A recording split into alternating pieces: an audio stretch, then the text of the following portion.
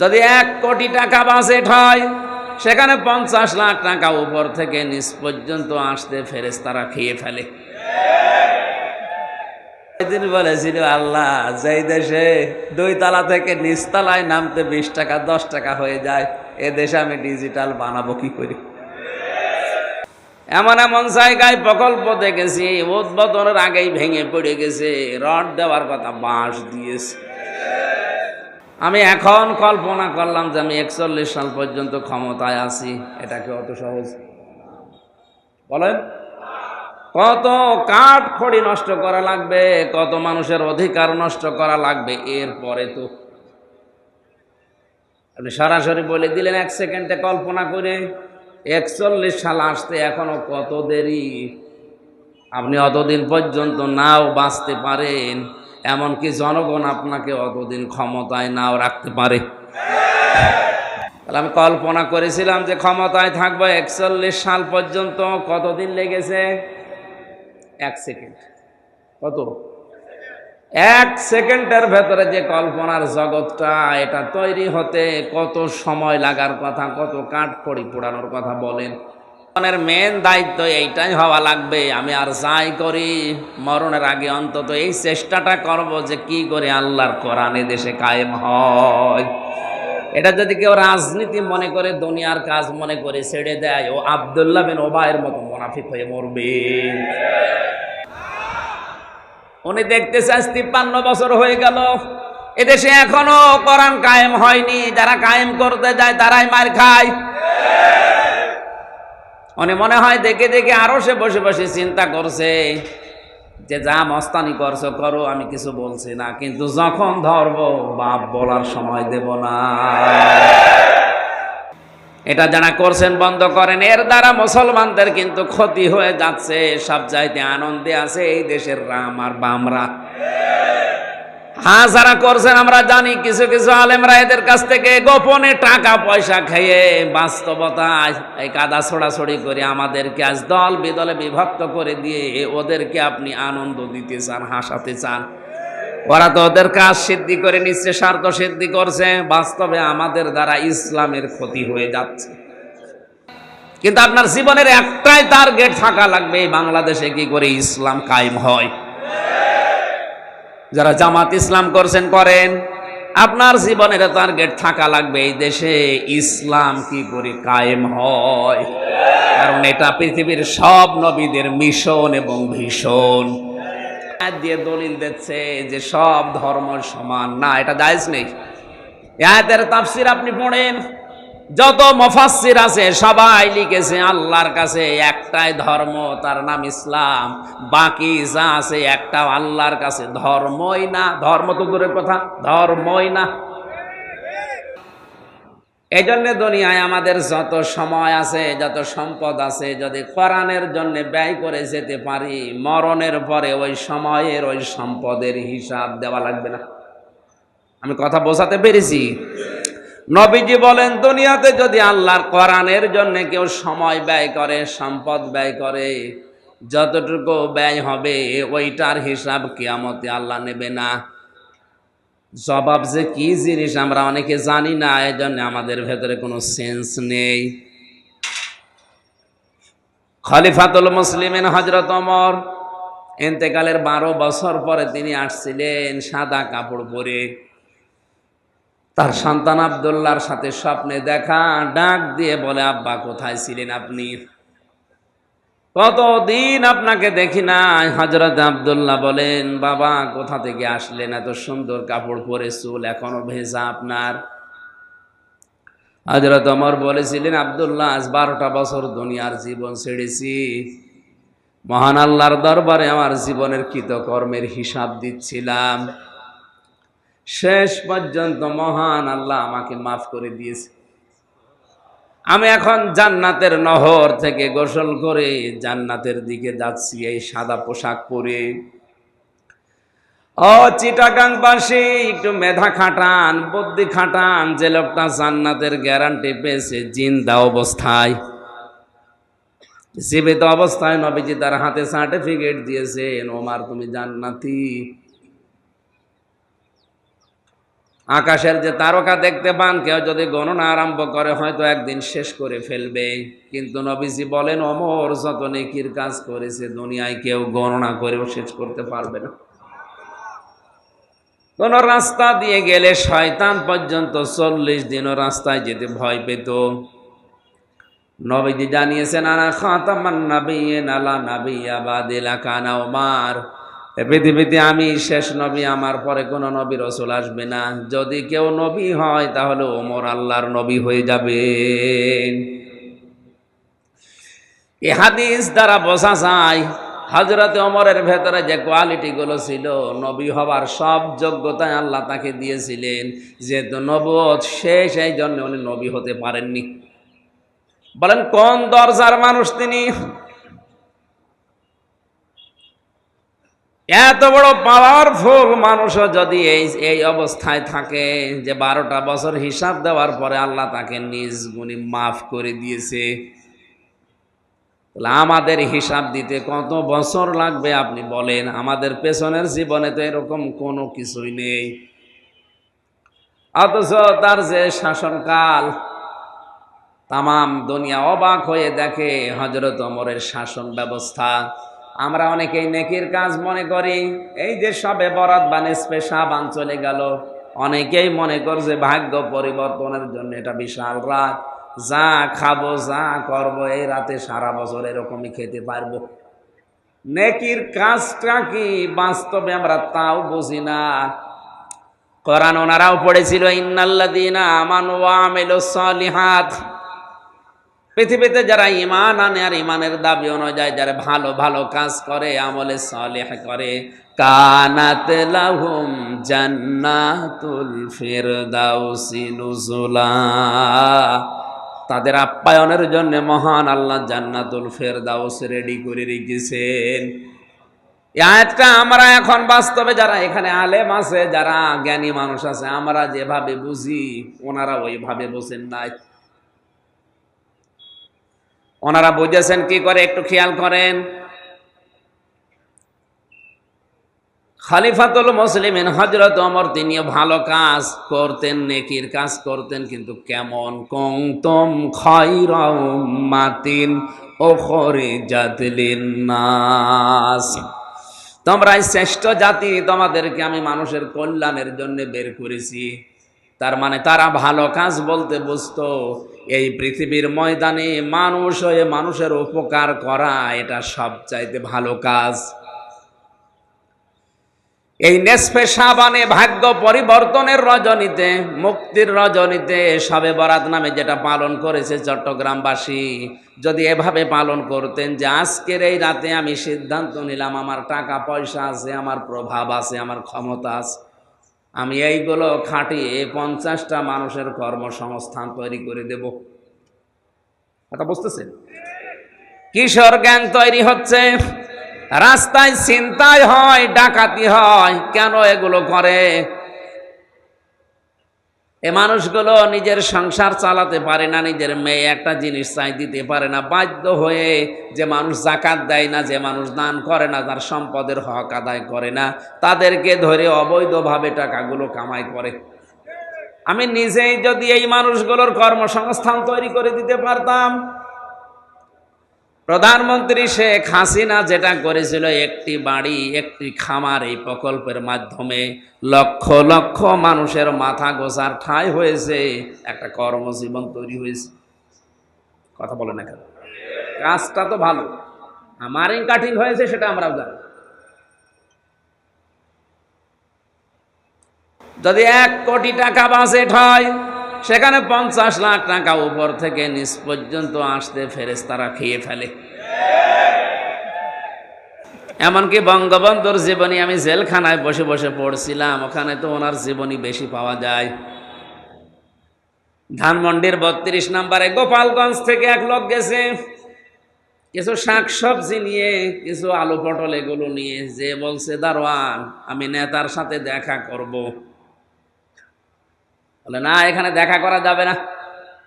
বললাম ওনার গ্রাম আদি ফসল আদি আমি নিজে ওনাকে খাওয়াবো। বলেন ওনার গ্রাম থেকে এসেছে এই নামের একটা লোক। দারোয়ান ওপরে খবর দিয়েছে, উনি বলছে ঠিক আছে আসতে বলেন। ওনাকে আসার পরে কথাবার্তারা বলে বিদায় করে দিয়েছে। বিদায় করার পরে যখন চিন্তা করছে কই আমি যে ওনারে নিজের হাতে খাওয়াবো বলে নিয়ে আসলাম, এটা তো হলো না। দারোয়ানকে বলছে ভাই আমার আর একবার একটু সুযোগ দেন যাওয়ার। উনি এবার গেছে, যখন মুখে খাবার তুলে দিয়েছে খুশি হয়ে বঙ্গবন্ধু আমি এইভাবেই পড়েছি, এই জন্য এভাবে বলছি।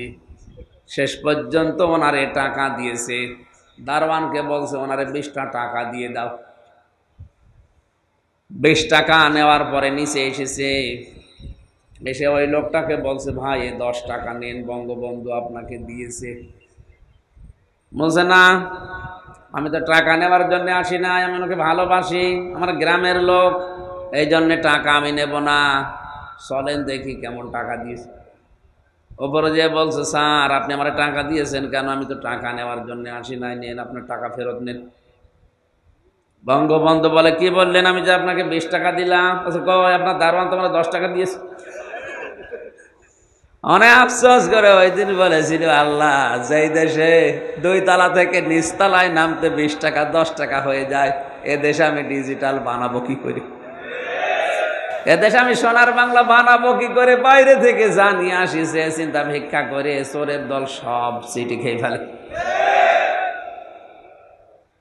প্রকল্প যেটা বানিয়েছেন প্রধানমন্ত্রীর দোষ নেই, উনি তো ভালো উদ্দেশ্যে বানিয়েছিলেন, কিন্তু দোষ তাদের যারা এই জায়গায় মারিং কাটিং করেছে। না করলে আরো ভালোভাবে প্রকল্পটা চালু হতো, বহু টাকা বাজেট হয়েছে। এমন এমন জায়গায় প্রকল্প দেখেছি উদ্বোধনের আগেই ভেঙে পড়ে গেছে, রড দেওয়ার কথা বাঁশ দিয়েছে। কোরআন শরীফ তেলাওয়াত করেন, কুনতুম খায়রা উম্মাতিন নিষেধ করি না করেন। পাশাপাশি যদি এই শিক্ষাটা নিতে পারতেন যে আমি এলাকায় যারা বেকার আছে তাদের 50 জনের কর্মসংস্থান তৈরি করে দেব, আমার টাকা ব্যাংকে ছাতা পড়ে যায়, টাকা নেওয়ার মতো আমার অন্তত হিসাবের মতো কেউ নেই। আমি জয়িত্র দিয়ে টাকা দিয়ে একটা ওয়ার্কশপ তৈরি করে দিয়ে একটা ফ্যাক্টরি বানাই, 50 থেকে 100 জন মানুষ যদি এলাকারও কাজ করে তাদেরও কর্মসংস্থান হবে, আমার টাকায় টাকা বাড়বে। আল্লাহর কসমে সবে বরাতে নেসফে শাবানে আল্লাহর আরশ আপনার উপরে খুশি হয়ে যেত। এটা যে ইসলাম আমরা অনেকে জানি না, অথচ সারা জীবন এখানে পড়ছে কুনতুম খায়রা উম্মাতিন উখরিজাত লিন-নাস। তাদেরকে আমি বের করেছি উম্মতের কল্যাণের জন্য, জাতির কল্যাণের জন্য। কি কল্যাণ আপনি করছেন বলেন তো? মানুষ হয়ে যদি মানুষের উপকার করা না যায়, আল্লাহর দৃষ্টিতে ওটা মানুষ না, ও আর জানোয়ার সমান। হযরত ওমর কোরআন বুঝেছিলেন, গভীর রজনীতে তিনি বের হয়ে গেলেন, এক বাড়ির সামনে দিয়ে যাবার সময় দেখলেন আওয়াজ আসতেছে মেয়ে লোকের কান্নার। চিন্তা করলেন ভেতরে কোনো ধর্ষণ হচ্ছে নাকি। দেখলেন বাড়ির ভেতর থেকে একটা লোক বের হয়, আবার প্রবেশ করে, আবার আসে, আবার যায়। খপ করে হাত চেপে ধরলেন, এই বেটাকে বারবার বাড়ির ভেতরে প্রবেশ করো আর বের হও, মেয়েদের কান্নার আওয়াজ পাওয়া যাচ্ছে, কি করেছো বলো। লোকটা বলে পথিক আপনি কে? আমি তো এই বাড়ির মালিক। হযরত ওমর বলে মালিক তে মেয়েদের কান্নার আওয়াজ আসে ভেতর থেকে কোন কারণে? লোকটা বলে ওটা আমার স্ত্রী, আমি এমন একটা বিপদে আছি বলতেও পারি না, সইতেও পারি না। হযরত ওমর বললেন কি বিপদে আছে বলো দেখি। বলে তোমারে বলে করবো কি? আমার স্ত্রী সন্তান সম্ভাবা, এ বিষয়ে আমি একেবারে অনভিজ্ঞ, আর আমার বাড়িতে কোনো ধাত্রীও নেই, নার্স নেই, কেউ নেই সেবা করার মতো, এ বিষয়ে আমি জানিও না, আমি কি করবো। ওর কান্না দেখে আমি পাগল হয়ে গেছি, এই জন্যই তো অস্থির হয়ে বারবার যাওয়া আসা করছিলাম। হযরত ওমর বলে ভাই আপনি দাঁড়ান দেখি কাউকে পাওয়া যায় কিনা। এক দৌড়ে বাড়িতে গেলেন, স্ত্রীকে ডাক দিয়ে বলে আব্দুল্লাহর মা, আল্লাহ জান্নাত বিক্রি করছে, যদি কিনতে চাও তাড়াতাড়ি চলো, কিছু তেল নাও, ন্যাকড়া নাও, আগুন ধরানোর মতো কোনো জিনিস নাও, আল্লাহ জান্নাত বিক্রি করে দিচ্ছে, যদি নিতে চাও আমার সাথে তাড়াতাড়ি চলো। তারা জান্নাত মনে করেছিল এই জায়গাগুলোতে, আর আমরা জান্নাত মনে করছি মসজিদের টাইলস লাগিয়ে দিতে। একটা মসজিদ বানিয়ে দিলে কয়জন নামাজ পড়ে? নাই 5000। অথচ একটা রাস্তা, একটা ব্রিজ, একটা কালভার্ট বানিয়ে দিলে লক্ষ লক্ষ মানুষ ওই রাস্তা দিয়ে, ওই ব্রিজ দিয়ে হাঁটে। কথা বলেন না কেন? 100টা মসজিদ বানানোর চাইতে একটা রাস্তা মেরামত করা আল্লাহর কাছে অনেক ভালো। অথচ অনেক মানুষ ইসলাম না বুঝে রাস্তার টাকা, ব্রিজের টাকা, কালভার্টের টাকা আত্মসাৎ করে ওইটা দিয়ে মসজিদের টাইলস লাগিয়ে দেয়। বাড়ির ভেতরে প্রবেশ করালেন মেয়েটাকে, কিছুক্ষণ পরে আওয়াজ এলো, খলিফাতুল মুসলিমিন, আপনার বন্ধুকে সুসংবাদ দেন, তার একটা পুত্র সন্তান হয়েছে, ছেলেটাও ভালো আছে, মাও ভালো আছে। হযরত ওমর বলেন আলহামদুলিল্লাহ। যার ছেলে এসে বলছে ইন্না লিল্লাহ। হযরত ওমর বলে, ভাই আপনার পুত্র সন্তান, আমি আলহামদুলিল্লাহ বললাম খুশি হয়ে, আর আপনি বলছেন ইন্না লিল্লাহ। খুশি হননি? খুশি হয়েছিলাম, কিন্তু আপনি কে? আমি তো এতক্ষণ সাধারণ মানুষ মনে করে উল্টা পাল্টা বলেছি, আর আপনি আমার এত বড় উপকার করলেন। আপনি তো সাধারণ না, দেশের খলিফা, প্রেসিডেন্ট হযরত ওমর। আপনি দয়া করে আমারে মাফ করে দেন। পকেট থেকে কিছু দিরহাম বের করে বললেন, খলিফাতুল মুসলিমিন, আমার জন্য যে কষ্ট করেছেন এটা শোধ দেওয়ার মতো না। তবে যে গরিব মহিলাকে নিয়ে আসলেন রাতের বেলা, যে নার্স, যে ধাত্রীকে নিয়ে এসেছেন, এই মেয়েটাকে এই টাকাগুলো হাদিয়া দিয়েন। হযরত ওমর বলে, ওই মেয়েটাকে টাকা দেওয়া লাগবে না, এটা পেশাদার কোনো নার্স না, সেবিকা না, এটা ধাত্রী না, ওইটা আমার নিজের স্ত্রী। বলেন তো, দেশের প্রেসিডেন্ট হয়ে একটা গরিব মানুষের মেয়ে সন্তান সম্ভাবা তার স্ত্রীকে সতীকাগারে গিয়ে ধাত্রীর কাজ করেছে প্রেসিডেন্টের বউ। বাংলাদেশে এমন একটা মেম্বারও পাওয়া যাবে? কত সহজ! নেক কাজী আমরা আন্দাজে বুঝি না কিছু। মানুষ হয়ে যদি মানুষের উপকার দুনিয়ায় কেউ না করে, আল্লাহর দৃষ্টিতে ওটা কিন্তু এই সূরা আলে ইমরানের 111 নাম্বার আয়াত অনুযায়ী মানুষের ভেতরে পড়ে না। এজন্য আমাদের জীবনের উদ্দেশ্য থাকা লাগবে, আমার দ্বারা অন্তত 5টা মানুষের যেন উপকার হয়, উপকার যদি না হয় যেন ক্ষতি না হয়। আর আমার ধান্দা থাকে সকালবেলা ওঠার পরে কার ক্ষতি করব, কারে বাঁশ দেব, কারে ধরিয়ে দেব, কার নামে মামলা দেব, তার কাছ থেকে টাকা পয়সা। এই কথা বলছেন না কেন? নবীজি মসজিদে নববীতে একজন সাহাবীকে প্রবেশ করতে দেখলেন। 3 দিন পর পর 3 দিনই বললেন উপস্থিত সাহাবীরা, এই যে লোকটা জান্নাতি। সাহাবীরা বলে, ওর জান্নাতীও কি কাজ করে এমন আমি দেখব। বাড়িতে কৌশলে মেহমান হয়ে আশ্রয় নিলেন, 3 দিন থাকলেন বাড়িতে, দেখলেন না সেরকম কোনো গোপন আমল নেই। ডাক দিয়ে বলে, আল্লাহর বান্দা, আমি কিন্তু আপনার বাড়িতে মেহমান হয়েছি এমনিতে না, আমার উদ্দেশ্য আছে। 3 দিন পর পর নবীজি আপনাকে বলেছে আপনি নাকি জান্নাতি, কি আমল করেন এবং যে জিন্দা অবস্থায় জান্নাতের সার্টিফিকেট নবীজি বলে দিলেন।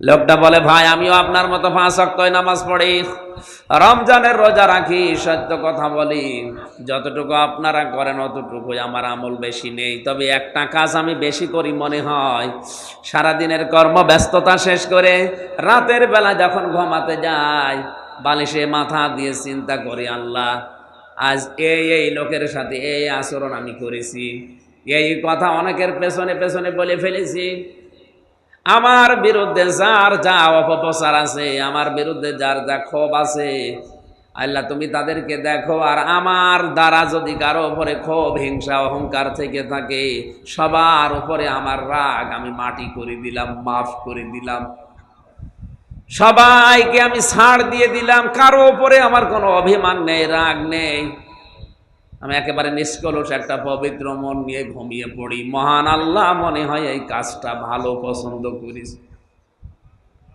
চট্টগ্রামবাসী আপনার বিবেক খাটান তো, এই লোকটা কি করেছে এমন?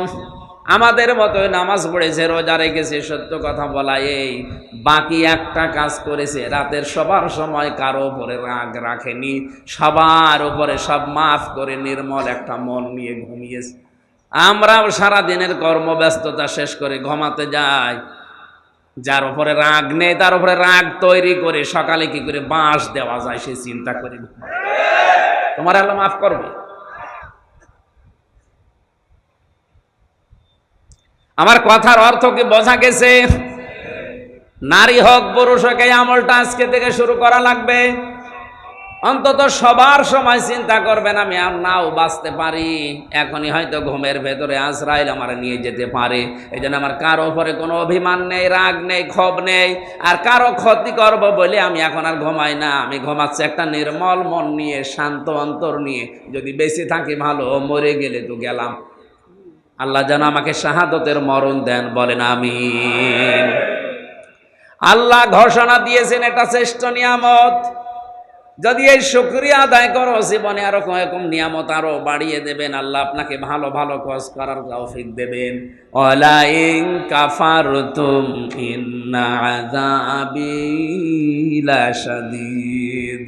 কোন মানুষ যদি নিয়ামতের গুরুত্ব না দেয়, দাম না দেয়, না শুকরিয়া করে, কুফরি করে, আল্লাহ তার জীবন থেকে ওটা ছিনিয়ে আযাবের ভেতরে ফেলে দেবে, বলেন নাউজুবিল্লাহ। এখানে হচ্ছে কি সমস্যা কি? আপনারা একটা চেয়ার দিয়ে বসেন। সুবহানাল্লাহ আলহামদুলিল্লাহ লা ইলাহা ইল্লাল্লাহ সুবহানাল্লাহ আলহামদুলিল্লাহ লা ইলাহা ইল্লাল্লাহ মুহাম্মাদুর রাসূলুল্লাহ সাল্লাল্লাহু আলাইহি ওয়াসাল্লাম। দরুদ আর সালাম নবীদের উপরে পাঠ করে আজকের তেলাওয়াতকৃত আয়াত ছিল সূরা ফাতিহা 28 নাম্বার আয়াত। একটা মাত্র আয়াত পড়েছি, দেখি এই আয়াতের ভেতরে কি আছে আমরা একটু তাফসীর আকারে কথা বলার চেষ্টা করি। সূরা ফাতিহা মানে বিজয়, ফাতাহা মানে কি? এ পৃথিবীতে বিজয় আসার কথা মুসলমানদের। ওয়ালা তাহিনু ওয়ালা তাহসানু ওয়া আনতুমুল আ'লাউনা ইন কুনতুম মুমিনিন। ভালো করেন, সারা জীবন আয়াতটা শুনেছি কিন্তু আমি এখনো পর্যন্ত বুঝছিলাম না।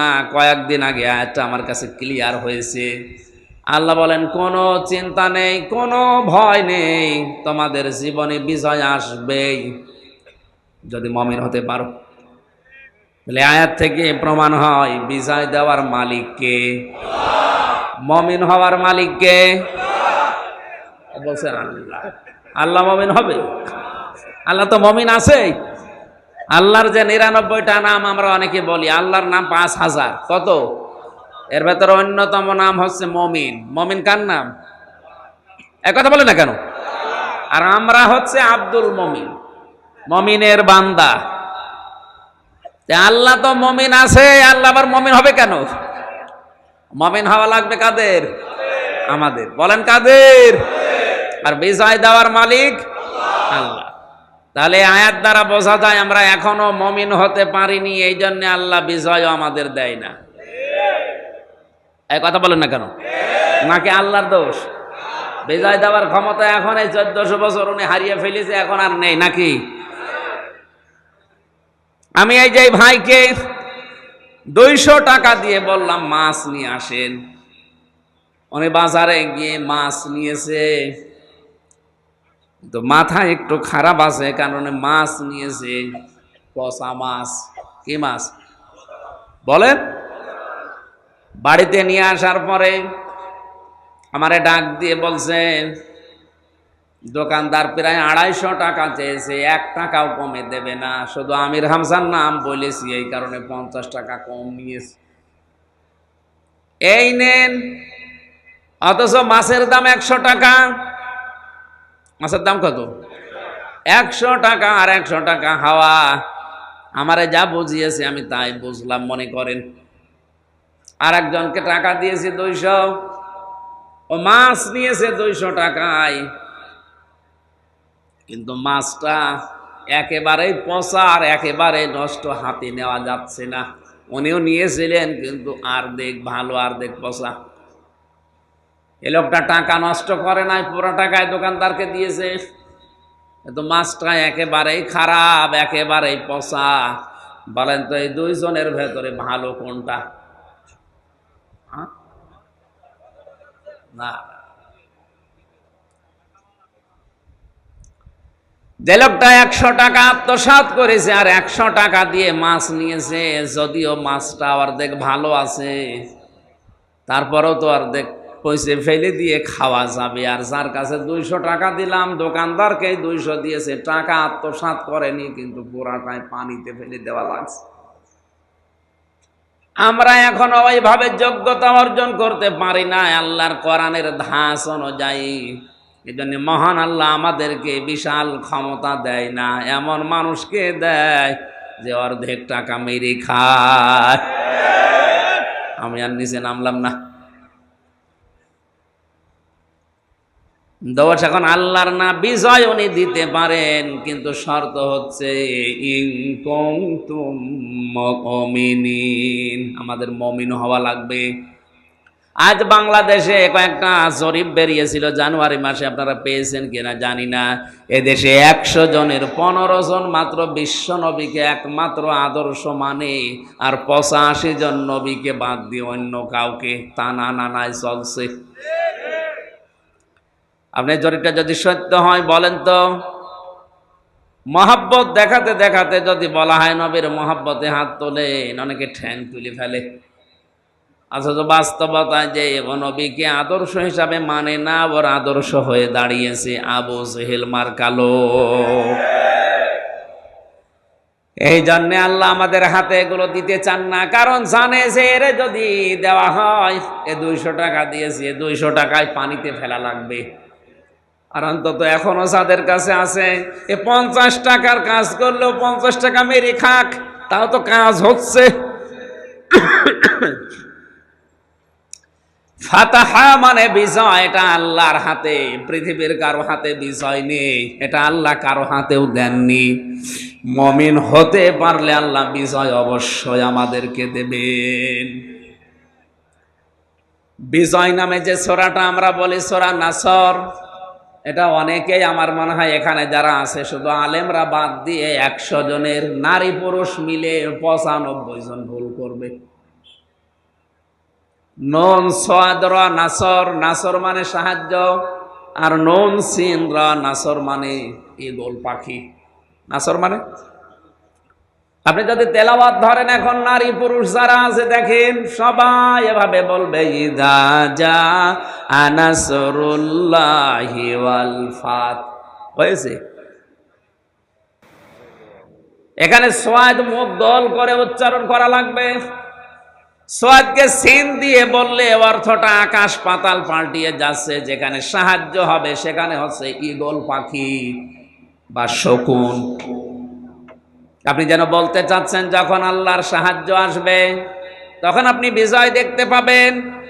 সিস্টেম অপর পৃষ্ঠায় আপনি বলছেন যখন শকুন আসবে তখন বিজয় পাবেন। একটা কথা হলো, যেন বিজয় নামে যে সূরাটা আছে সূরা নাসরটা আশা করছে আপনারা ঠিক করে নেবেন। এখানে সোয়াদ মুগল করে বলবেন ইযা জাআ নাসরুল্লাহি ওয়াল ফাত ওয়া রাআইতান নাসা ইয়াদখুলুনা ফি দীনিল্লাহি আফওয়াজা ফাসাব্বিহ বিহামদি রাব্বিকা ওয়াস্তাগফির ইন্নাহু কানা তাওয়াবা।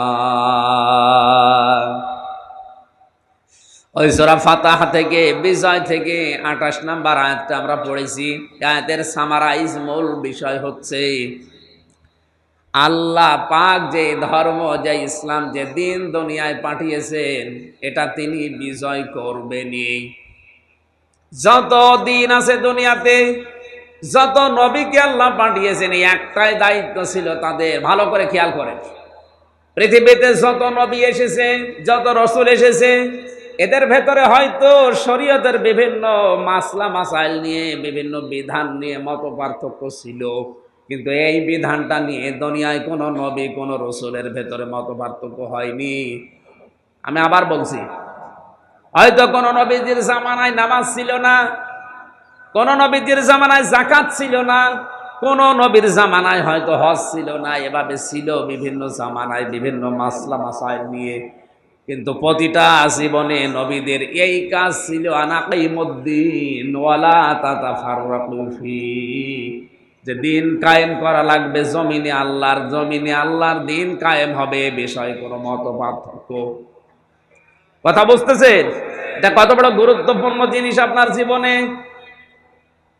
আপনি অজুর ভেতরে মাসলা মাসাইল নিয়ে ঝামেলা থাকতে পারে, মত পার্থক্য থাকতে পারে, নামাজ, পর্দা, এরকম যত বিধান আছে মত পার্থক্য নবীদের ভেতরে শরীয়তে কম বেশি ছিল, কিন্তু এইটা নিয়ে কোনো কম বেশি নেই।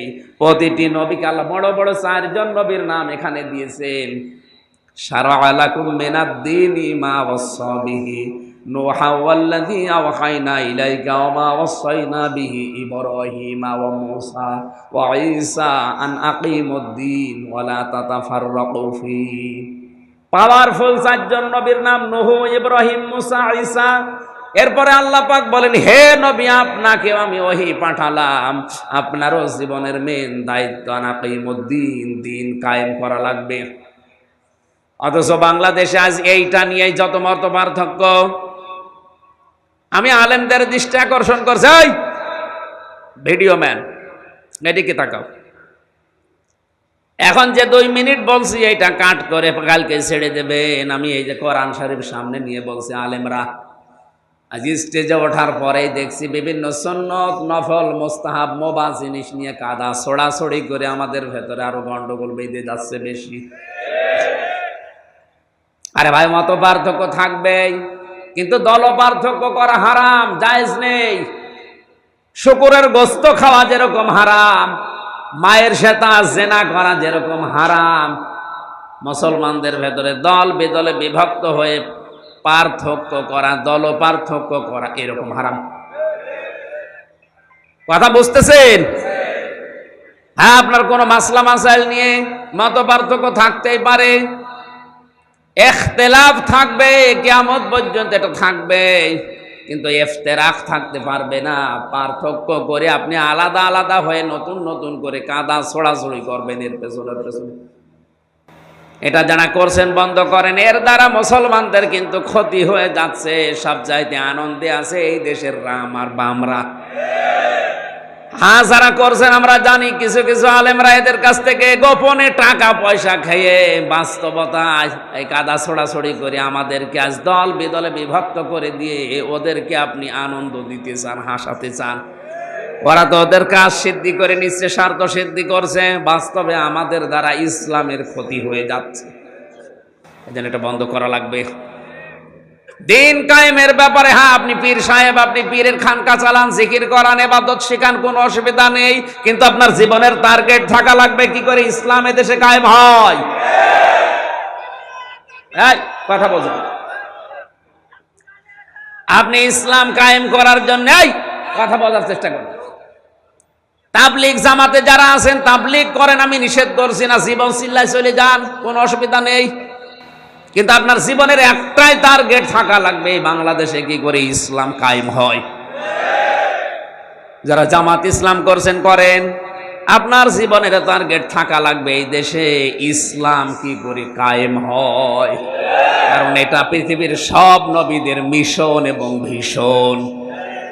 ওয়াল্লাযী, তিনি সেই আল্লাহ, আরসালা রাসূলাহু বিল হুদা, যিনি তার রাসূলকে দ্বীনে হক দিয়ে, সত্যের বিধান দিয়ে দুনিয়ায় পাঠিয়েছেন। এখানে একটা শিক্ষা আছে। বাংলাদেশে আজ অনেকেই না বুঝে এই কথা মনে করে যে সব ধর্ম সমান। না, এটা হারাম। লাকুম দীনুকুম ওয়ালিয়া দীন, তোমাদের দিন তোমাদের, আমাদের দিন আমাদের, এই আয়াত দিয়ে দলিল দিচ্ছে যে সব ধর্ম সমান। না, এটা জায়েজ নেই। এই আয়াতের তাফসীর আপনি পড়েন, যত মুফাসসির আছে সবাই লিখেছে আল্লাহর কাছে একটাই ধর্ম, তার নাম ইসলাম, বাকি যা আছে একটাও আল্লাহর কাছে ধর্মই না। ধর্ম তো দূরের কথা, ধর্মই না। এই যে ইন্নাদ দীনা ইনদাল্লাহিল ইসলাম, দিনের আগে আলিফ লাম আছে। কি আছে? চেয়ারম্যান সাহেব হয়তো আলেম না, উনি বুঝবে না। যারা আলেম জিজ্ঞাসা করেন, আলিফ লাম দেওয়া হয় চার কারণে, নির্দিষ্ট করার জন্য। এখন যদি চেয়ারম্যানকে বলি, আমি চেয়ারম্যান চলেন আমরা চট্টগ্রামে যাই, উনি যদি বলি একটাই রাস্তা আছে, তাহলে এই রাস্তার আগে, তরিকের আগে, সাবিলার আগে আলিফ লাম দেওয়া লাগবে, কারণ এটা ছাড়া আর চট্টগ্রাম যাওয়ার রাস্তা নেই। কিন্তু কেউ যদি এসে বলে না আরো রাস্তা আছে 4-5টা, হয়তো একটু ঘোরা হবে, তখন আর রাস্তার আগে, তরিকের আগে। আল্লাহ বলেন দুনিয়ায় বিভিন্ন ধর্ম আছে যেগুলো শয়তান আর মানুষ বানিয়েছে, আর আমি আল্লাহ একটা বানিয়েছি, তার নাম ইসলাম। এর আগে দিলাম আলিফ লাম। ইন্নাদ-দীনা ইনদাল্লাহিল ইসলাম, আল্লাহর কাছে একমাত্র, শুধুমাত্র, কেবলমাত্র মনোনীত ধর্ম নাম কি? যারা সব ধর্ম সমান মনে করছেন, তাদের এই আয়াত অনুযায়ী ঈমান থাকে কি করে? আল্লাহ তাআলার শব্দ চয়ন দেখেন, তিনি সে আল্লাহ যিনি তার রাসূলকে দ্বীনে হক দিয়ে, সত্যের বিধান দিয়ে দুনিয়াতে পাঠালেন। কেন?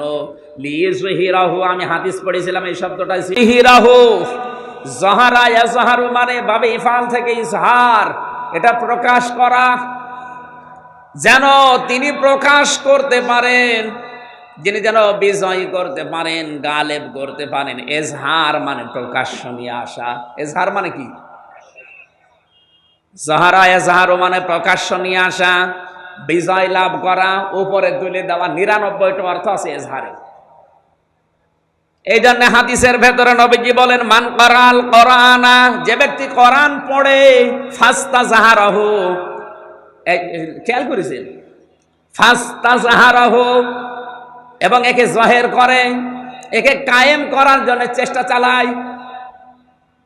যে ব্যক্তি কোরআন পড়ে এবং কোরআনকে ইজহার করার জন্য, প্রকাশ করার জন্য, দাঁড় করানোর জন্য, কায়েম করার জন্য চেষ্টা চালায়, ফাহাল্লা হালালাহু ওয়া হারামা হারামাহু, এর হালালকে হালাল, হারামকে হারাম জানার পরে ছেড়ে দেয়, আদখালাহুল্লাহুল জান্নাহ। এখানে আলেম নেই, আদখালা ভাবে ইফআল। আল্লাহ নবী বলেন আল্লাহ নিজে তাকে জান্নাতে প্রবেশ করাবে না করিয়েছে? না না, কি বলেন আপনি? তাকে প্রবেশ করিয়ে দিয়েছেন। আদখালাহুল্লাহুল জান্নাহ, আল্লাহ নিজে তাকে জান্নাতে প্রবেশ করাবে না। সত্যি যারা কোরআনকে ইজহার করার জন্য, যারা প্রকাশ করার জন্য, কায়েম করার জন্য, কোরআনকে দাঁড় করানোর জন্য চেষ্টা চালায়, আর এর হালালকে হালাল জেনে আঁকড়িয়ে ধরে, হারামকে হারাম জানার পরে জীবন থাকতে ছেড়ে দেয়, এই লোকটাকে আল্লাহ যেন জান্নাতে দিয়ে দিয়েছে। তাহলে এই লোকটা জান্নাতি মানুষ, কোনো সন্দেহ নেই, কিন্তু এই হাদিসটা মানা লাগবে।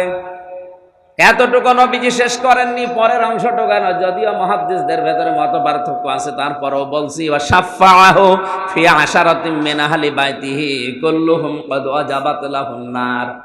আল্লাহর নবী বলেন এই লোকটাকে আল্লাহ সুপারিশ করার জন্য যোগ্যতা দেবেন এমন 10 জন মানুষের, তার পরিবারের লোক, যারা জাহান্নামে যাওয়ার উপক্রম হয়ে গিয়েছিল। এই জন্য নবীকে আল্লাহ যে দায়িত্ব দিয়েছেন, আমাদের জীবনের মেন দায়িত্ব এইটাই হওয়া লাগবে। আমি আর যাই করি, মরণের আগে অন্তত এই চেষ্টাটা করব যে কি করে আল্লাহর কোরআন দেশে কায়েম হয়।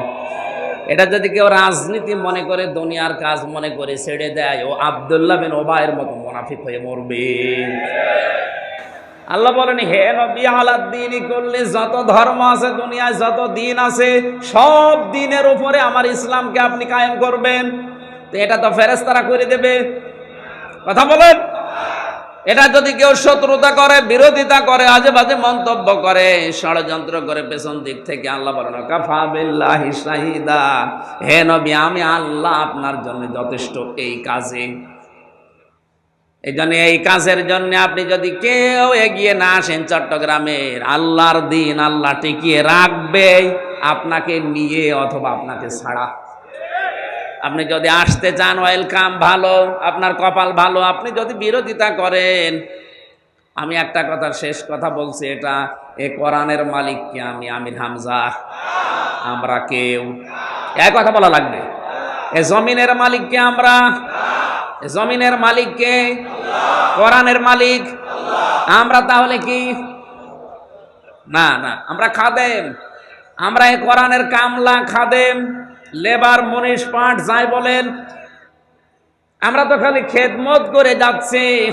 এই জমিনটাতে মনে করেন আমি সভাপতিকে বললাম, ভাই 5টা মানুষ নিলাম এখানে ধান লাগাবে, 5টা পর্যন্ত ধান লাগান, বিকাল 5টায় আপনাদের বেতন দিয়ে দেব।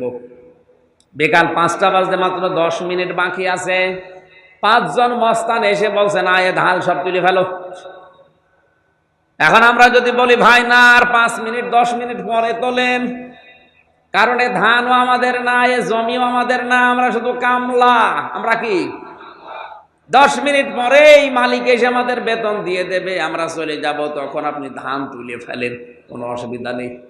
কিন্তু 10 মিনিট আগে আমরা তুলতে দেব না, কারণ বিকাল 5টার আগে আমাদের বেতন। কথা বলেন না কেন? এরপরেও যদি মস্তানরা বলেন না আমরা তুলে ফেলবো, তখন বাধা দেওয়া লাগবে না? এক কথা বলেন।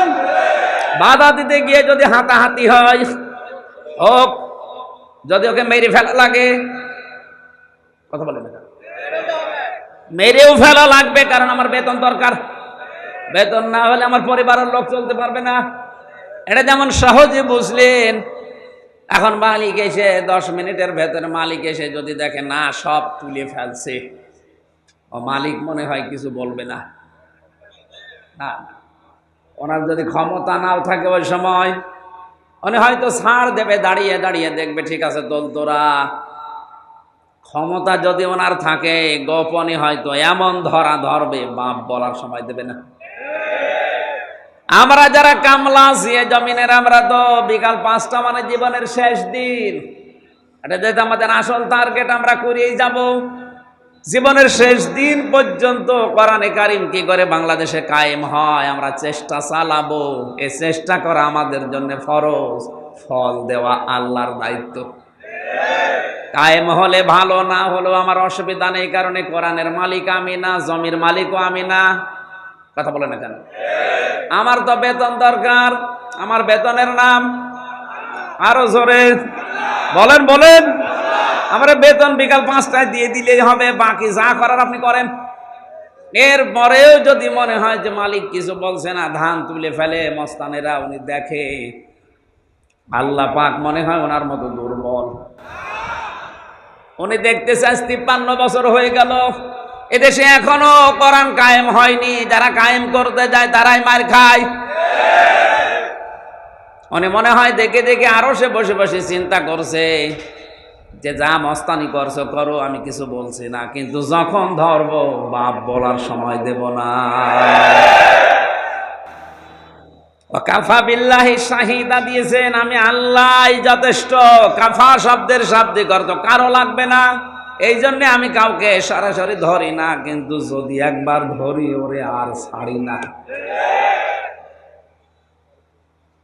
আমার ছোট্ট একটা মেয়ে ছিল ফারিহা জান্নাত, ওরে 1 বছর আমি জেলখানায় রেখে গিয়েছিলাম, এখনো 4 বছর। আর ওই সময় যখন ছোটবেলায় উপরে এরকম মারতাম, যত উপরে উঠতো তত হাসতো। আর বড়টার বয়স ওই সময় ছিল 6 বছর, পরে একটুখানি উপরে তুললে কান্নাকাটি করত। বড়টার বিশ্বাস আমার উপরে যে আমার বাবা যত উপরে মারবে আমি তো ভারী হয়ে গেছি, যদি ভেতরে তুলতে না পারে হাত দিয়ে তাহলে আমি পড়ে গেলে আমার লাগবে। ছোটটার কিন্তু ওই ভরসা নেই, ছোটটার ভরসা সব আমার উপরে, ওর বিশ্বাস আমার উপরে, আমার বাবা যত উপরে মারবে নিচে হাত পেতে রাখবে, আমারে পড়তে দেবে না। আমাদের ঈমান আমার ফারিহা জান্নাতের মতো এখনো হয়নি আল্লাহর উপরে।